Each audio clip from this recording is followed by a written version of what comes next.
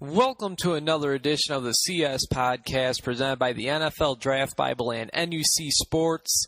Be sure to check out the NUC Sports magazine at NFLDraftBible.com. I'm your guys' host, Chris Shanafel, and we're going to go out to Philly, where we can find Jovan Alford of TotalSportsLive.com. Jovan is also a part of the scouting department for a college football all-star game known as the Dream Bowl, and he's a must-follow on Twitter at Jovan10. I appreciate you taking some time to chat today, Jovan. How's everything going?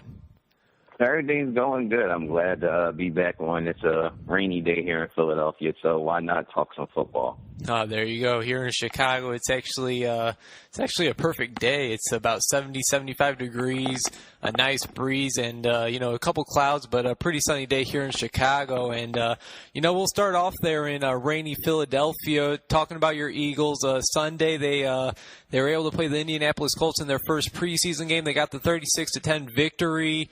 It sounds like there's some positive things to take away from that game. I mean, you look at the final score, 36-10 against a team like the Indianapolis Colts, who, they were only a game away from the Super Bowl last year. So, it's a pretty nice victory against a pretty good team, but it is the first preseason game. What were some things you took away from that first game? First game, pretty much for me, like you said, the score was tremendous. But we all know in preseason, the score you're going to take the score with a grain of salt about the production on the field. Some of the things I took away from Sunday's game, I would have to say number one was Nelson Aguilar. Aguilar, the rookie from USC, who the Eagles drafted in the first round, played really solid. He had one drop that the ball just went right through his fingertips, but he was right back there again. Making a catch and trying to get yards after the catch. So he doesn't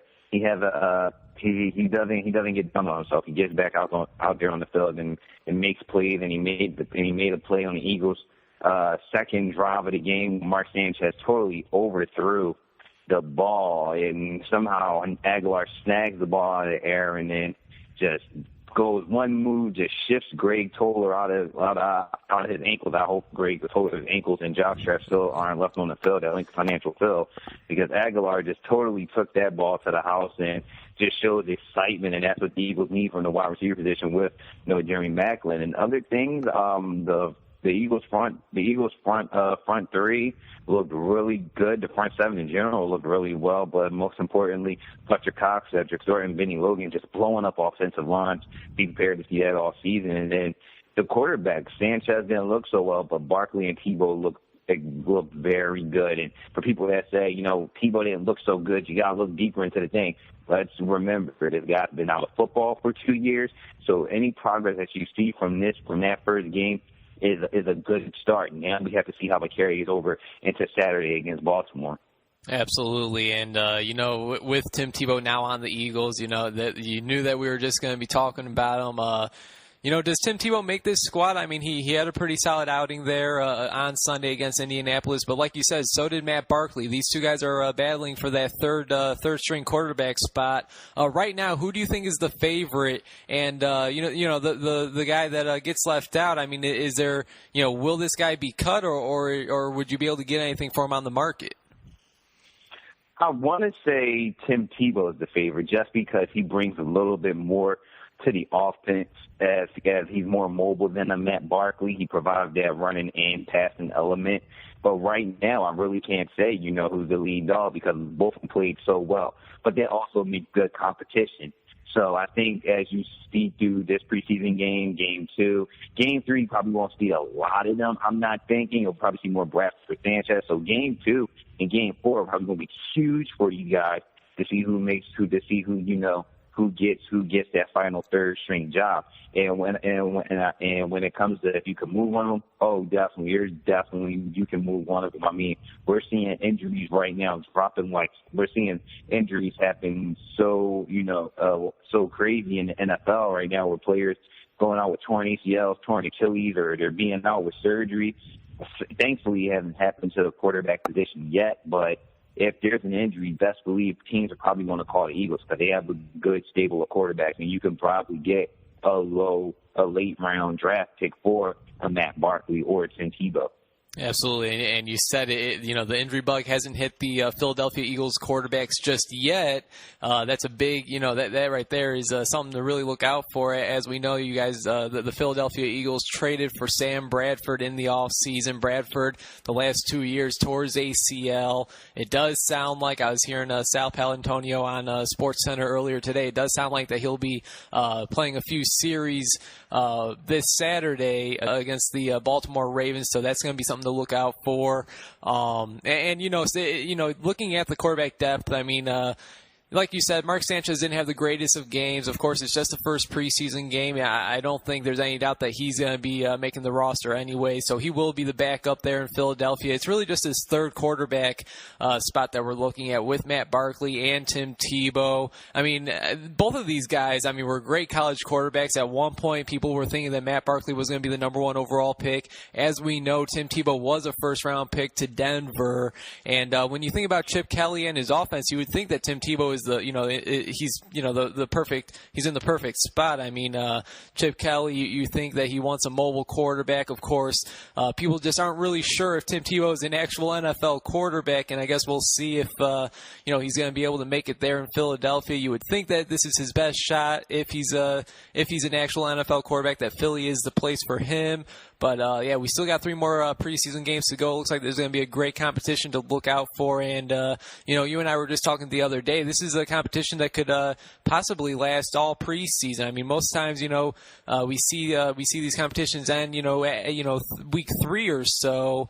But this one could go all 4 games. Is that right? Yeah, I definitely believe it can go all 4 games, especially just because these guys are so close. It's like there's no guy that's ahead of each other right now, which is good. Like I said, it brings competition out. And for the Eagles, I think they want to see Tebow do well. The NFL wants to see Tebow do well, and I think the Eagles want to see Matt Barkley do well. Because Barkley, like you said, this guy was a couple of years ago was supposed to be the top pick at USC. Then USC goes through some troubles with academic sanctions, and then Barkley has the shoulder injury, which really derailed him, and then he fought to the 4th round, and he was still right there. So who knows? But like you said, it's going to definitely go all 4 games, because I have to think that both of them are not going to play in Game 3 per se, because I think it's probably going to be more a Bradford Sanchez game. But who knows what Chip is going to do at that point? But I definitely think it can go all 4 games, and it goes down to the final week of cut. Definitely something to look out for. And you just said it. Who knows what Chip Kelly's going to do Game 3, whether he is going to play the starters or not.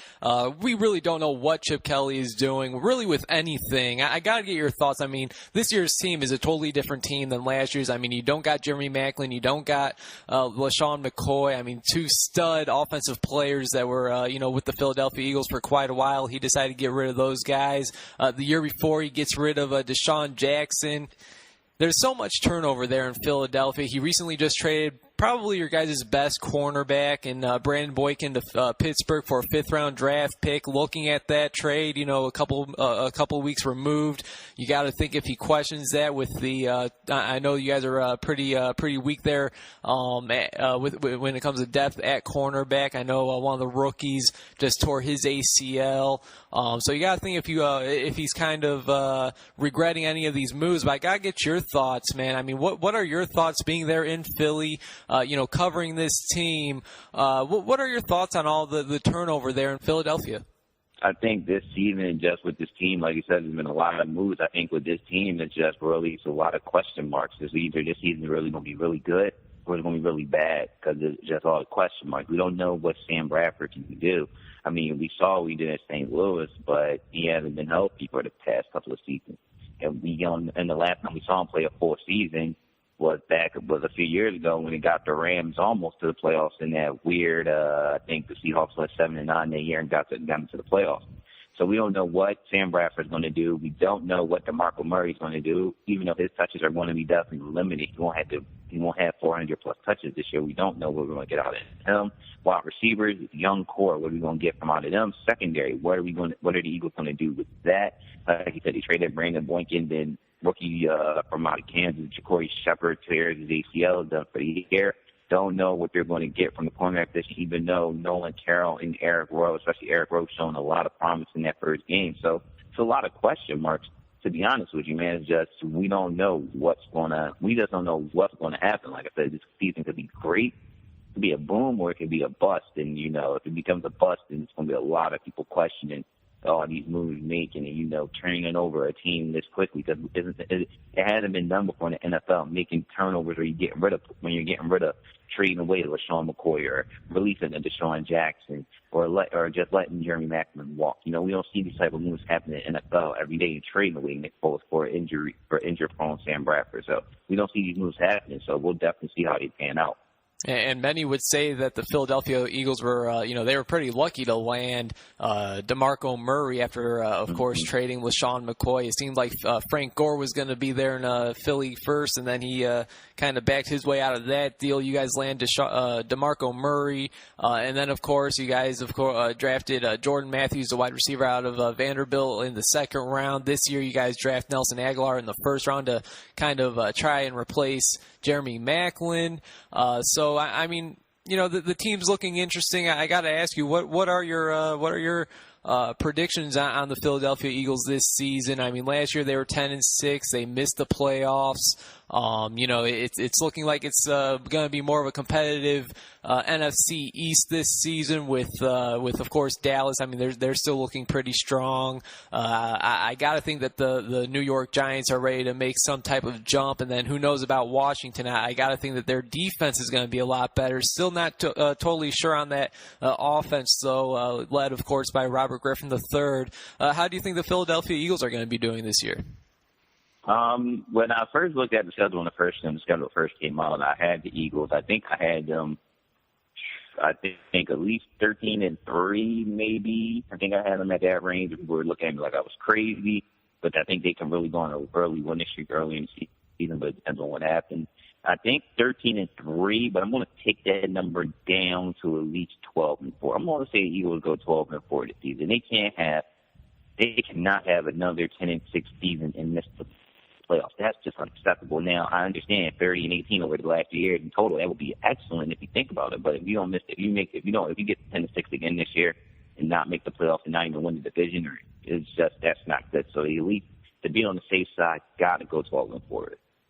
So, now I got to think that, when a lot of these moves were happening, you guys let Jeremy Maclin walk. You guys trade away LaShawn McCoy. You guys trade Nick Foles for Sam Bradford. I got to think, you weren't totally blown away with these moves. You weren't totally excited. But in the end, it sounds as if you think that it'll all work out all right for Philadelphia. Oh, yeah, I definitely think it'll be work out. But like you said, I definitely wasn't pleased with the move, because I mean, when you think about the year that Jeremy Maclin had, you're just like, you got to keep this dude. You can't let him go. Him and Jeremy Magic was a good combo together, and you just let him go when he gets 11 mil from KC, and you're just like, okay, have fun in KC, see if you can get some touchdowns with Alex Smith. And then I think the biggest shocker for me wasn't Jeremy Maclin. The biggest shocker for me was when they traded away LaShawn McCoy for Kiko Alonso. I mean, Alonso's a good linebacker, good one, young linebacker, don't get me wrong, but he missed all last season with a torn ACL, I think. And, we don't know what we're going to get from him this year. Like I said, another question mark. And you let go a guy like LaShawn McCoy. Yes, I know who he's not, what Chip Kelly wants, which is a north-south runner, but the dude was exciting, electric. Every time Shady touched the ball, he always had a chance to go to the distance.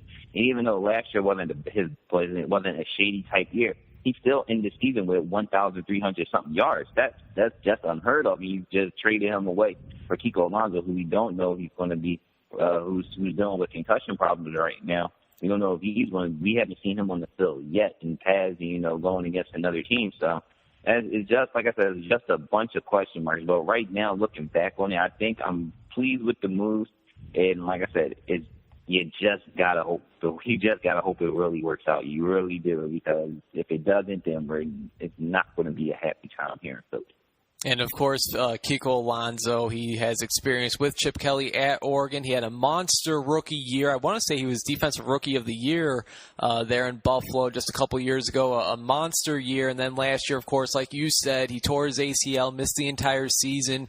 Now he's dealing with concussion problems, has yet to, suit up in pads. So, I got to think Philly fans are pretty eager to see what he can do this year, especially after giving up LaShawn McCoy and how you guys were able to land, a top rusher like DeMarco Murray. I have no idea. Like I said, Philly got really lucky with that one.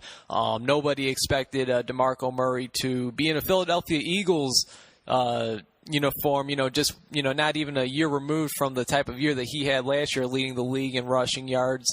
So a lot to look out for there in Philadelphia, Jovan. Now I want to switch gears and, bring you here to Chicago. I'm curious how Jay Cutler is looked at outside of Chicago. You're in Philadelphia. It seems like more Chicagoans than not dislike Cutler, and I know that he hasn't lived up to expectations. They traded so much for him, but you can't tell me he isn't better than a Rex Grossman, Chad Hutchinson, Cordell Stewart, Cade McNown. The quarterbacks that Chicago has had in the past, they have just had so much bad luck when it comes to quarterbacks. You can't tell me that Jay Cutler is worse than these guys. Now, it just seems like Bears fans forget exactly how bad it was back then. With you being outside of Chicago, how do you look at Jay Cutler, and how do you think Jay Cutler is perceived outside of Chicago, being in Philly?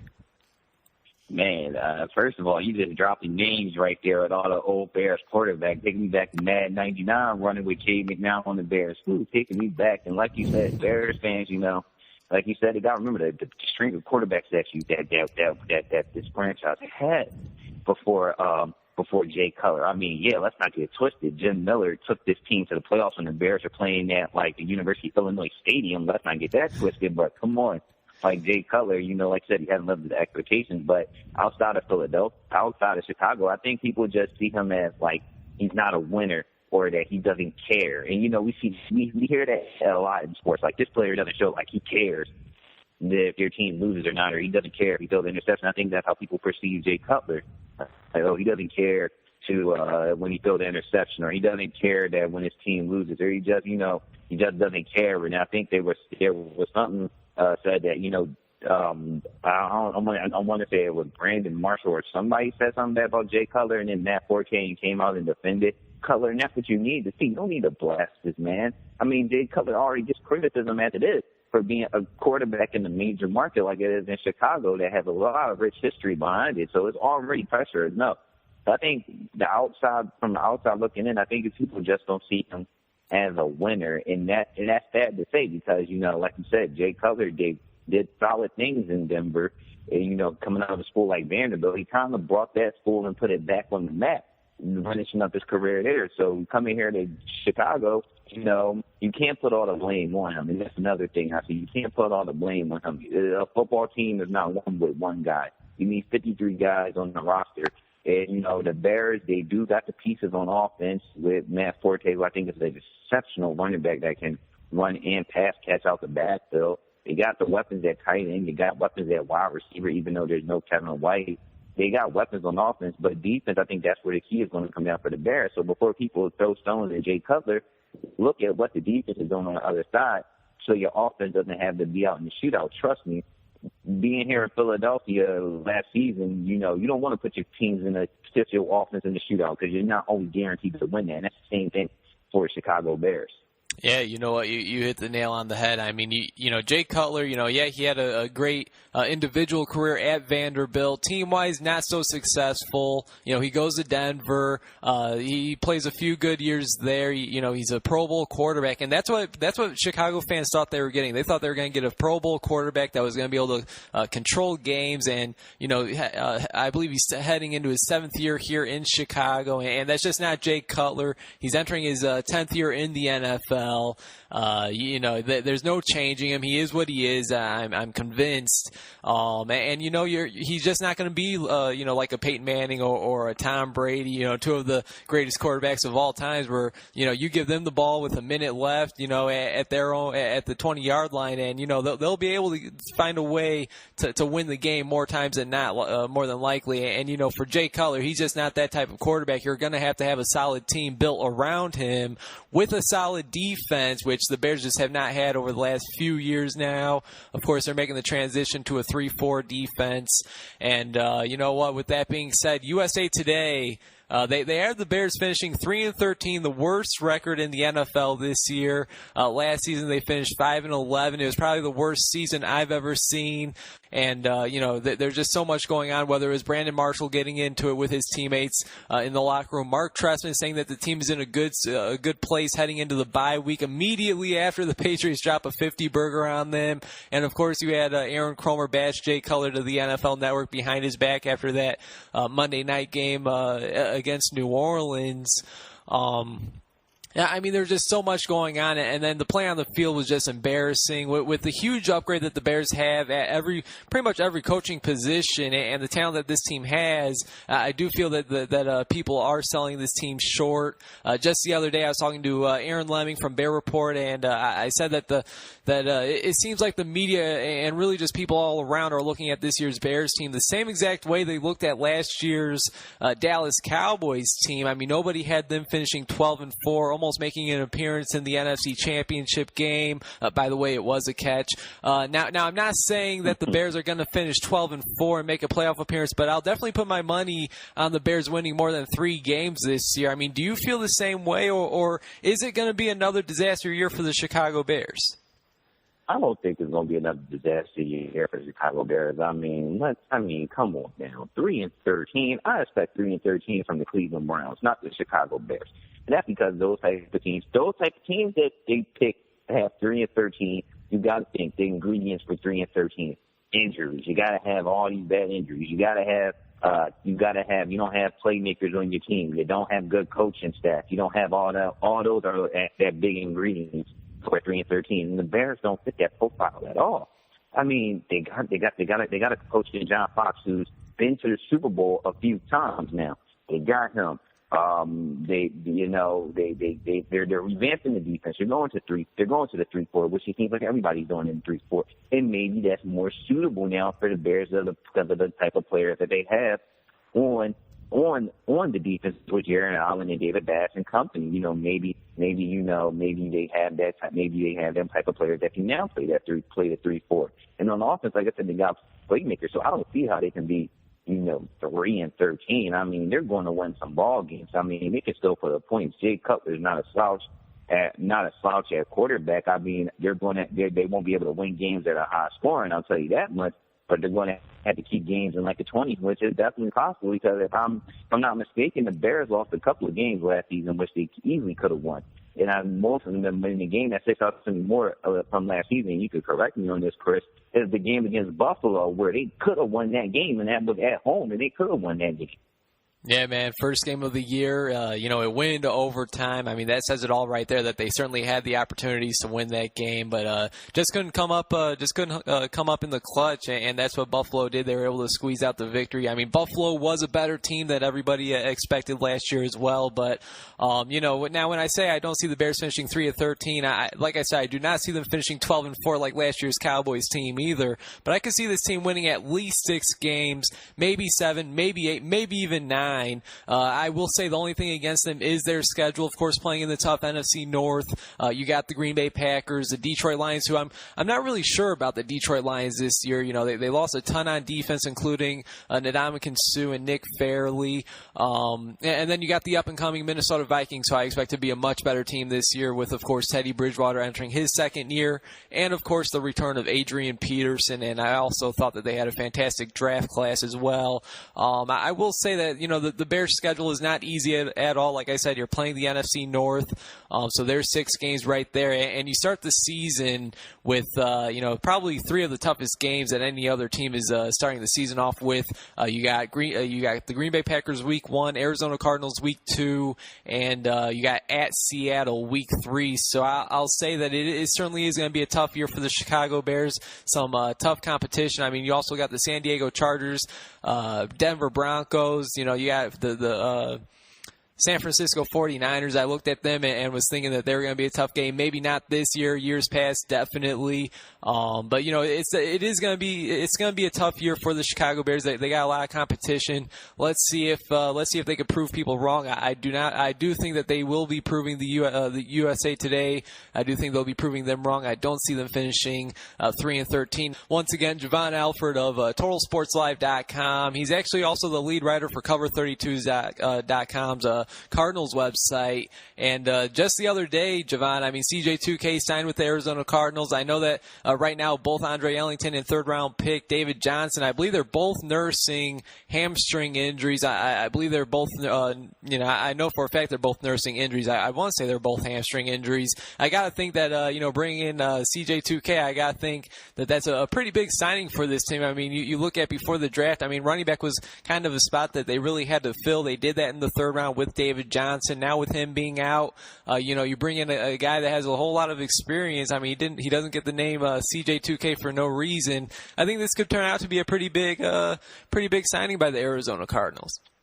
Oh, definitely. I think it can be a big sign for the Cardinals too, because like you said, I mean, they really didn't have anything last season. Once Andre Ellington was injured for the rest of the season, they were depending on the likes of Marion Grice, who's injury prone, to Arizona State, and went into the playoffs with Marion Grice, Kerwin Williams, and Stephon Taylor in a playoff game against the Carolina Panthers defense. That's not going to win you a playoff game at all.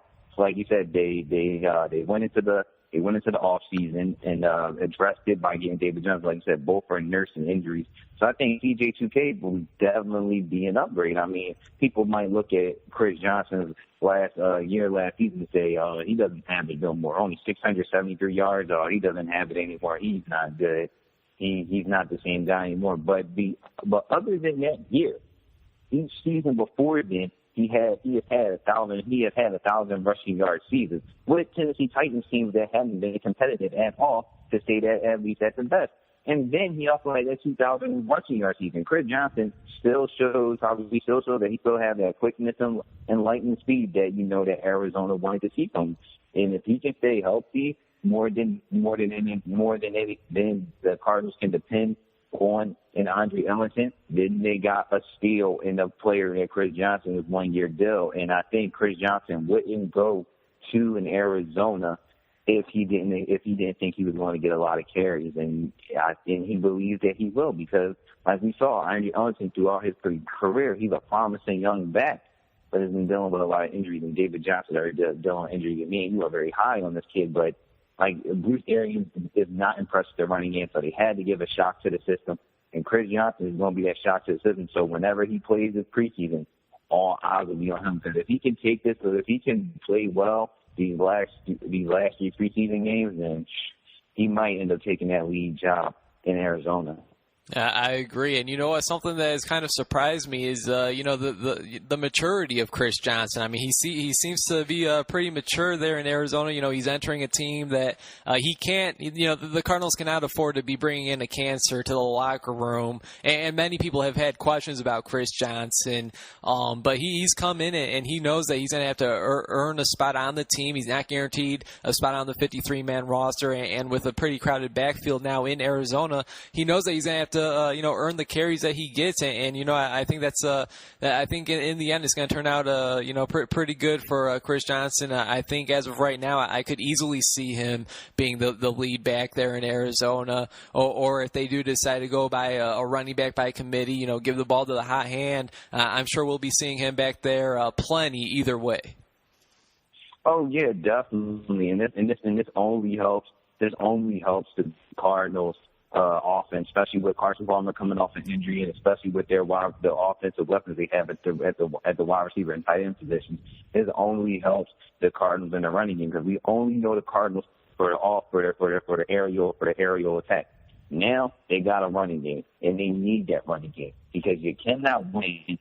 You cannot win in the NFC West just throwing the ball around. You will get picked off. It's going to happen. And all four teams have solid secondaries. You can't win in that division just passing the ball. You need some kind of emphasis of a running game. I think Chris Johnson gives them that, and if he can stay healthy, then that's a plus for Bruce Arians. Hey, well said, well said. Once again, Jovan Alford of TotalSportsLive.com, Cover 32 Cardinals website. I mean, this guy does some great work. Must follow on Twitter at Jovan10. And Jovan, just a couple more topics I want to touch on with you. And yesterday, Kelvin Benjamin, the number one wide receiver for the Carolina Panthers, he went down, and it has been confirmed that he has torn his ACL, and they do not have a whole lot of depth at all there at wide receiver. I mean, you got Jericho Cottrey, Philly Brown. I mean, I don't even know if I can name any other wide receivers. Of course, you do got a solid tight end in Greg Olsen, but I mean, other than that, you got Jonathan Stewart in the backfield who just doesn't seem to stay healthy at all. I got to think that they're going to go out and sign a veteran free agent, whether it's Reggie Wayne. I took a look at the list of free agent wide receivers that's still remaining this morning, and I seen, of course, Reggie Wayne, Wes Welker, Robert Meacham. I even seen Terrell Owens' name pop up. I'm not exactly sure if that's a possibility or not. Or do you think that they might trade for a wide receiver with a team that's loaded at wide receiver, such as the Colts? I mean, maybe Carolina could make a trade for a Dante Moncrief, who looks to be buried on the Colts depth chart. I would actually love to see that. No, you bring up an excellent point, and then, like you said, they have their pickings at wide receiver, especially in the free agent market. But it depends on if those guys want to play for a Carolina team who isn't so much of a contender as of yet, because we know the NFC West is so topsy-turvy. If you're in first place, if you was in first place last year, you might be in last place this year. So the division is so topsy-turvy. So you don't know if a Reggie Wayne or a Wes Welker or even a Terrell Owens, well, a T.O. might take the opportunity, but it's T.O. We got to see he still has it in the tank left. But Reggie Wayne or Wes Welker, they want to come play for a team like the Panthers if they're not a so-called contender. And like you said, can they make a trade? Oh, definitely. Like you said, Dante Moncrief might definitely be buried on that depth chart there in Indianapolis, because I mean, they already have T.Y. Hilton, Andre Johnson, just drafted Philip. They drafted Philip Dorsett in the first round. So there's your three wide receivers right there. Now also to add Kobe Fleener and Dwayne Allen, where is a person like a Dante Moncrief going to get those touches at the wide receiver position? Moncrief showed some flashes last year that he can be a very good wide receiver. So why not, if you're Carolina, add to this young wide receiving core? Call Indianapolis, say, hey, what do you want for Dante Moncrief? Could you imagine next season when Kelvin Benjamin comes back, Benjamin, Fonseca, and a Dante Moncrief?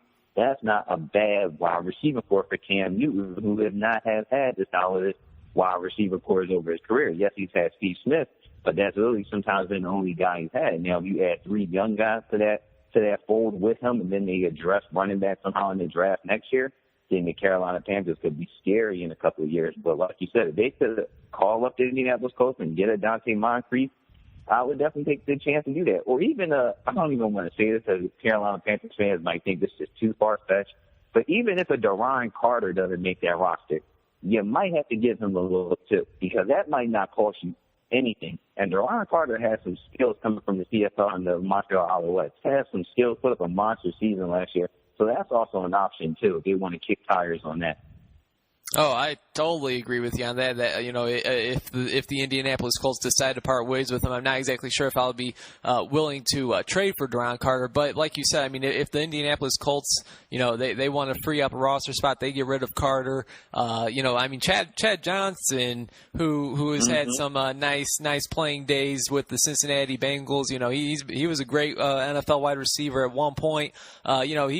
He's on the record on saying, Duron Carter, I believe he said top 10. He's already saying that Duron Carter is a top 10 wide receiver in the NFL.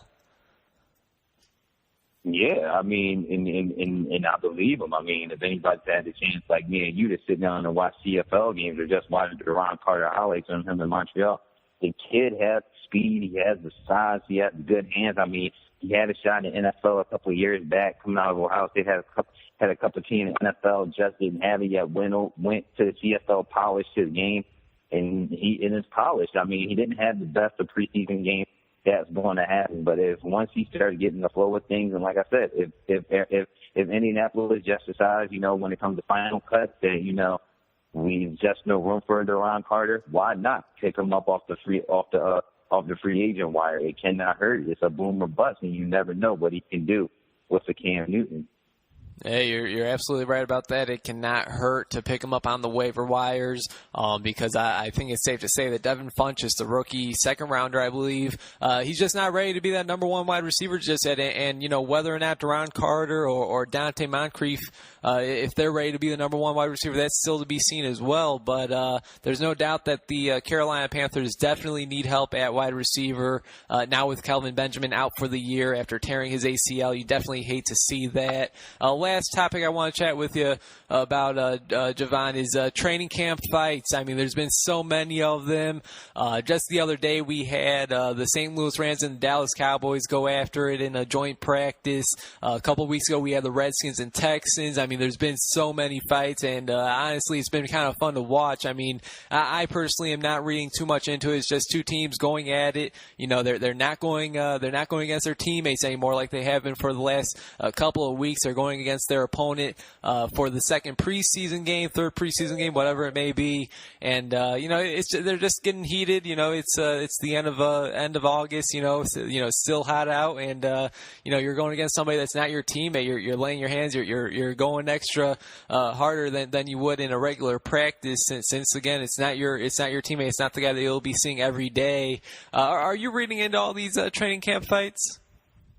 I'm not reading anything into it, and if some media like on ESPN have been reading into the whole, reading into the training camp fights, like this is not good for the NFL, this is not good for the league, it's not good for the Shield. Well, like Ryan Clark said yesterday on ESPN, he said this is if you got an issue with it, then take it up to the CBA, the collective bargaining agreement. These players can only practice a certain amount of hours. They can only practice a certain amount a day. They got to have a rest period here. They can't tackle on some days there. There's not really a lot of pad popping during training camp no more. So what happens when you go against a team that you're in a joint practice with that you're going to play in a couple of days afterwards? There's going to be some smack talking. There's going to be some jawing back and forth, and there's going to end up in a fight. I think it's healthy. I'm a big believer in sometimes that conflict sometimes is healthy because, you got to have that sometimes. I don't see nothing wrong with training camp fights. I mean, as long as nobody gets seriously hurt, I mean, guys, just keep your helmets on. If you keep your helmet on, if it's just nothing but pushing and shoving and, you might throw a haymaker here and there, but if nobody gets seriously hurt, like they're out for a few weeks or whatever, then I don't think there's nothing at all wrong with training camp fights. Yeah, and I'm right there with you. I will say that it does seem like they've been, there's been more fights this year than there has in years past, and I don't know if there's anything to read into that or not. But I absolutely have no problem with it. They're just heated exchanges. The guys are just going at it. They're going hard. They're ready for the season to begin. And like I said, Jovan, that was the last topic I really wanted to get to with you. I really do appreciate your time. It's always a pleasure chatting with you. Before I let you go, why don't you tell us more about where we could find your work at? Pretty much you can follow me on Twitter at Jovan, that's JOVAN10. And you can follow Twitter for Live on Twitter. And you just pretty much check out my work on Cover 32 for Cardinals, cover32.com /Cardinals. And then for everything else, Eagles, NFL, anything else in the whole wide world of sports, you can check out TotalSportsLive.com, a part of the Blogger Network. So just check that out. That's where you can find everything. Hey, sounds great, Jovan. We'll have to do this again more often, and we'll have to do this again very soon. I appreciate your time, man. Oh, definitely. Thanks again for having me on.